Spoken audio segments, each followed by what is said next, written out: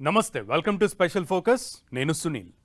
ఓ తరాన్ని వెనక్కు తోస్తుంది, భవిష్యత్తుపై భయం పుట్టిస్తుంది, బతకడం ఎంత భారమో చెప్తుంది. యుద్ధం చేసే నష్టాలు, మిగిల్చే విషాదాలు ఇవే. అలాంటిది ఇప్పుడు ప్రపంచమే యుద్ధ క్షేత్రంగా మారింది. ఇరాన్ ఇజ్రాయెల్ వార్తో ప్రపంచమే వణికిపోతోంది. ఒక్క ప్రాంతం, రెండు దేశాలు, మూడో ప్రపంచ యుద్ధ భయాలు. ఇది ఆ వార్ మిగిల్చిన టెన్షన్. యుద్ధం వాళ్లది అయినా ఆ భారాన్ని ఆసియా అంతా మోస్తోంది. దక్షిణ కొరియా నుంచి జపాన్ వరకు ఒక్కో దేశంపై ఒక్కోలా ఎఫెక్ట్ కనిపిస్తోంది. ఇంతకీ ఏ దేశం ఎలా ఎఫెక్ట్ అయింది, ఎలాంటి ఇబ్బందులు పడుతున్నాయి? యుద్ధం వాళ్లది, ముప్పు ఆసియాది. ఆసియా దేశాలపై భారీగా war effect.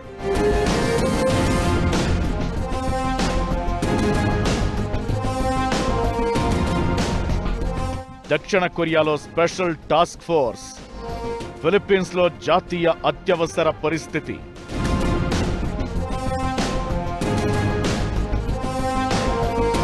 Petroleum supply chain పై జపాన్ రివ్యూ. ఒక్కో దేశంలో ఒక్కోలా యుద్ధం ఎఫెక్ట్. ఇది జస్ట్ శాంపిలేనా? నరకం ముందుందా? ప్రపంచమే కుగ్రామంగా మారిన వేళ ఇరాన్ ఇజ్రాయెల్ యుద్ధం పరిణామాలు ప్రపంచం మొత్తాన్ని వెంటాడుతున్నాయి. భారీగానో తక్కువగానో ఏదో ఒకలా ప్రతి ఇంటిని తాకింది యుద్ధం ప్రభావం. ఆసియా మీద ఆ ప్రభావం మరింత ఎక్కువ కనిపిస్తోంది. యుద్ధం చేస్తోంది ఇరాన్ ఇజ్రాయెల్ అమెరికా అయినా ఆసియా దేశాలన్నీ ఇబ్బంది పడుతున్న పరిస్థితి. ఇరాన్పై అమెరికా ఇజ్రాయెల్ దాడుల తరువాత హర్మూజ్ జలసంధిని మూసివేయడం ప్రపంచంపై తీవ్ర ప్రభావం చూపిస్తోంది. ప్రపంచ చమురు రవాణాలో దాదాపు 20% జలసంధి మీదుగానే జరుగుతుంది. ఈ మార్గాన్ని ఎప్పుడు ఓపెన్ చేస్తారా అని ప్రపంచమంతా ఎదురు చూస్తోంది. యుద్ధం ప్రభావంతో చమురు ధరలు భారీగా పెరిగాయి. షేర్ మార్కెట్లు షేక్ అయిపోతున్నాయి. ప్రస్తుతం రోజుకు కొన్ని నౌకలు మాత్రమే జలసంధిని దాటుతున్నాయి. ఇదంతా ఎలా ఉన్నా యుద్ధం ప్రభావం ఎక్కువగా పడింది ఆసియా దేశాల మీదే. దీంతో భారత్, చైనాతో సహా అన్ని దేశాలు ఇబ్బందులు పడుతున్నాయి. హర్మూజ్ నుంచి రవాణా అయ్యే చమురు గ్యాస్ లో 90% ఆసియా దేశాలకు చేరుతుంది. అయితే ఇప్పుడు రవాణా తగ్గిపోవడంతో ఆ ఆసియా దేశాల మీద తీవ్ర ప్రభావం కనిపిస్తోంది. కరోనా నాటి పరిస్థితులు మళ్లీ కనిపిస్తున్నాయి. వర్క్ ఫ్రం హోం కల్చర్ మళ్లీ పెరుగుతోంది. ఇంధనాన్ని ఆదా చేసేందుకు ఉద్యోగులను ఇంటి నుంచే పని చేయమని కొన్ని దేశాల్లో ప్రభుత్వాలు ఆదేశించాయి. పని దినాలు తగ్గించాయి. నేషనల్ హాలిడేలు ప్రకటించాయి. 3 నెలలకు సరిపడా నిల్వలున్నాయని భావించే చైనాలోనూ యుద్ధం ఎఫెక్ట్ స్పష్టంగా కనిపిస్తోంది. భారీ మార్పులు జరుగుతున్న పరిస్థితి. ఇంధన ధరలు 20% పెరగడంతో వాటి నియంత్రణకు ప్రభుత్వం చర్యలు తీసుకుంటోంది.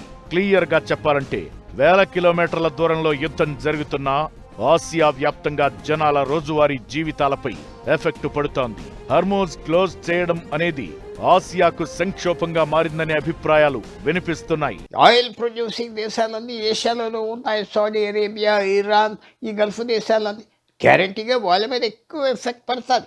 యుద్ధం అవగానే మళ్ళీ యుద్ధానికి తయారవ్వాలి. ఎందుకంటే ఒకరి మీద ఒకరికి నమ్మకాలు పోయినాయి, చాలా విరోధం పెరిగిపోయింది. ఇంకా యుద్ధం ఎంతవరకు వెళ్తుందో ఫస్ట్ వాళ్ళ మీద ఇంపాక్ట్ ఉంటుంది. తర్వాత మిగతా దేశాలన్నీ సౌత్ కొరియా, జపాన్, భారతదేశం, చైనా, ఈ అన్ని ఇండస్ట్రియలైజేషన్స్ ఎక్కువగా ఆర్థిక వ్యవస్థ పెరిగే చోట అక్కడ చమురు లేదు కాబట్టి తప్పకుండా వాళ్ళ మీద ధర పెరుగుదల అవన్నీ ఇంపాక్ట్ ఉంటుంది. కానీ అన్ని దేశాలు కూడా చేసేది ఏంటంటే బొగ్గు సప్లైస్ చేసుకోవటం, బొగ్గు కూడా వాడుతున్నారు. ఆల్టర్నేటివ్ ఎనర్జీస్ ఉన్నాయి కాబట్టి తట్టుకోగలరు. దక్షిణ కొరియా అత్యవసర పరిస్థితుల్లోకి వెళ్లిపోయింది. యుద్ధం కారణంగా ఎదురుకాబోయే ఆర్థిక సమస్యలను ఎదుర్కొనేందుకు ప్రత్యేక టాస్క్ ఫోర్స్ ఏర్పాటు చేసింది. ఇంధన కొరత ఏర్పడే ప్రమాదం ఉందని ఫిలిప్పీన్స్ నేషనల్ ఎమర్జెన్సీ ప్రకటించింది. ఇకటు జపాన్ కూడా మొత్తం పెట్రోలియం సప్లై చైన్ ను రివ్యూ చేస్తోంది. ఇప్పటికే చాలా ఆసియా దేశాల్లో యుద్ధం ఎఫెక్ట్ క్లియర్ గా కనిపిస్తోంది. కొన్ని చోట్ల వర్కింగ్ డేస్ తగ్గిస్తే మరికొన్ని చోట్ల స్ట్రీట్ లైట్లు ఆపేశారు. పెట్రోల్ బంక్లు క్లోజ్ చేశారు.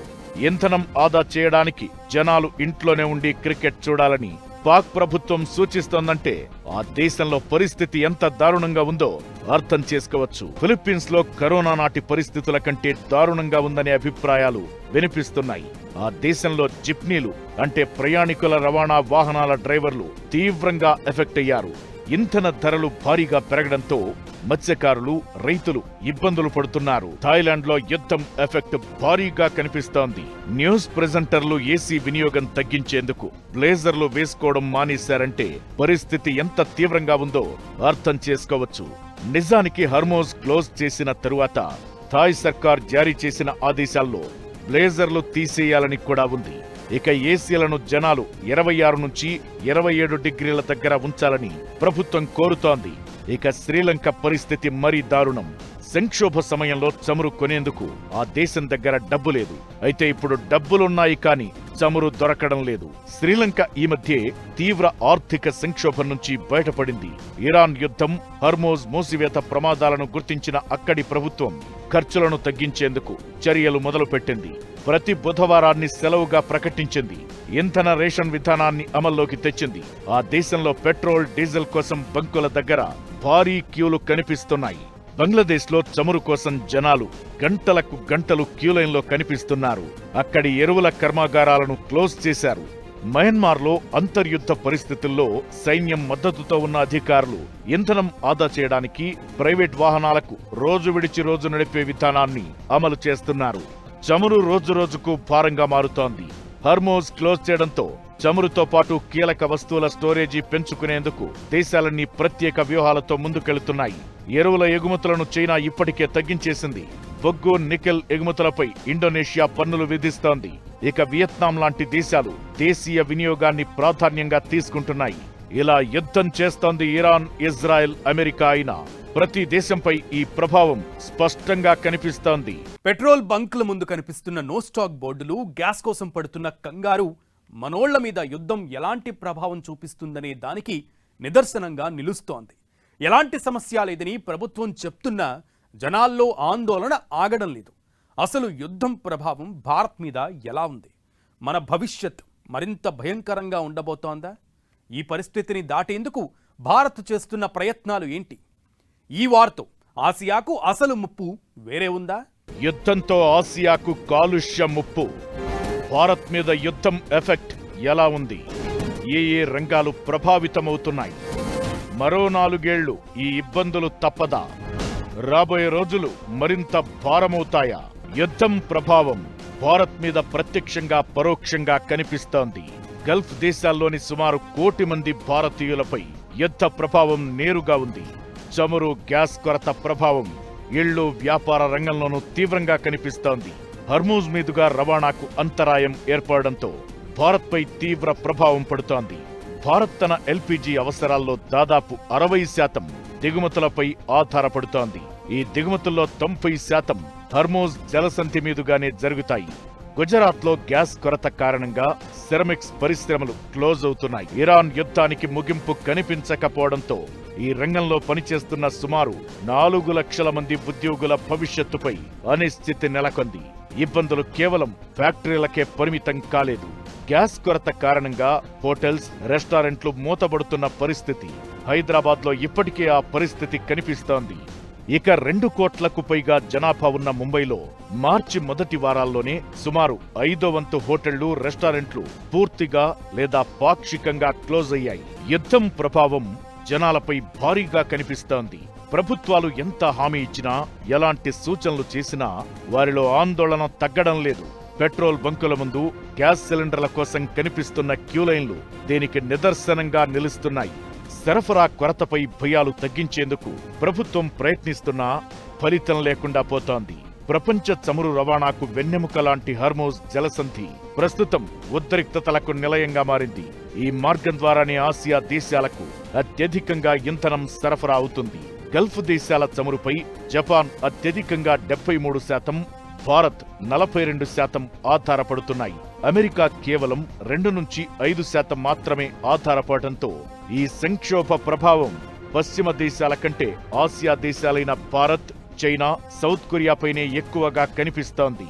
హర్మూజ్ జలసంధిలో రాకపోకలు కష్టంగా మారడంతో రవాణా ఖర్చులు పెరిగి చివరికి పెట్రోల్, డీజిల్, గ్యాస్ ధరలు సామాన్యుడికి భారంగా మారే ప్రమాదముంది. యుద్ధం పరిణామాలు సామాన్యుడి వంటగదిపై తీవ్ర ప్రభావం చూపేలా ఉన్నాయి. ఇప్పటికిప్పుడు ఇరాన్ అమెరికా మధ్య యుద్ధం ముగిసినా ఆ ఆర్థిక గాయాలు మానడానికి మరో 2 నుంచి 4 ఏళ్ల సమయం పడుతుందని నిపుణులు అంచనా వేస్తున్నారు. ఖతార్లోని ప్రపంచంలోని అతిపెద్ద రాస్ లాఫాన్ ఎల్ఎన్జీ ప్లాంట్ యుద్ధం కారణంగా దెబ్బతినడం గ్యాస్ సరఫరాకు పెద్ద అడ్డంకిగా మారింది. ఇకటు క్లిష్ట పరిస్థితులను ఎదుర్కోవడానికి భారత్ తన వ్యూహాలను వేగంగా మారుస్తోంది.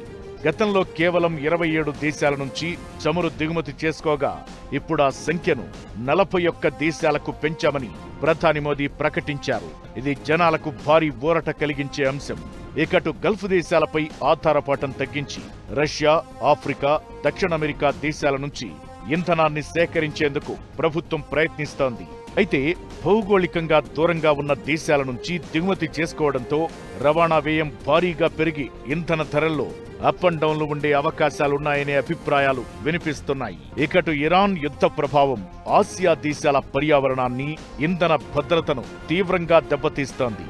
వేసవిలో పెరుగుతున్న విద్యుత్ డిమాండ్, పొంచి ఉన్న వాయు కాలుష్య ముప్పు ఆసియా దేశాలను భయపెడుతున్న పరిస్థితి. భారత్లో ఈ ఏడాది వేసవి ఉష్ణోగ్రతలు రికార్డ్ స్థాయిలో నమోదవుతున్నాయి. విద్యుత్ డిమాండ్ ఏకంగా 270 గిగావాట్లకు చేరుకుంటుందని అంచనా. ఈ డిమాండ్ను తట్టుకోవడానికి భారత్ బొగ్గు దహనాన్ని పెంచుతోంది. గ్యాస్ కొరత కారణంగా రెస్టారెంట్లు బొగ్గును వాడుకోవడానికి వీలుగా కాలుష్య నిబంధనలను కూడా ప్రభుత్వం తాత్కాలికంగా సడలించింది. ఇకటు జల విద్యుత్ ఉత్పత్తిని భర్తీ చేయడానికి చైనా కూడా బొగ్గుపైనే ఆధారపడుతోంది. ఇది ఆసియాలోనే వాతావరణ కాలుష్యానికి కారణమయ్యే అవకాశాలున్నాయనే అభిప్రాయాలు వినిపిస్తున్నాయి. ఎక్కడో వేల కిలోమీటర్ల దూరంలో జరుగుతున్న యుద్ధం, 3 దేశాల మధ్య జరుగుతున్న యుద్ధం ఆసియా మొత్తాన్ని అల్లాడిపోయేలా చేస్తోంది.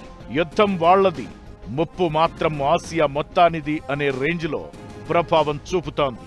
ఇప్పట్లో ఆ వార్కు ఫుల్ స్టాప్ పడే అవకాశాలు కనిపించడం లేదు. దీంతో రాబోయే రోజులు మరింత భారంగా మారే అవకాశాలున్నాయనే చర్చ జరుగుతోంది. పెట్రోల్, గ్యాస్ నుంచి నిత్యావసరాల వరకు సామాన్యుడికి చుక్కలు కనిపించడం ఖాయమనే భయాలు వినిపిస్తున్నాయి.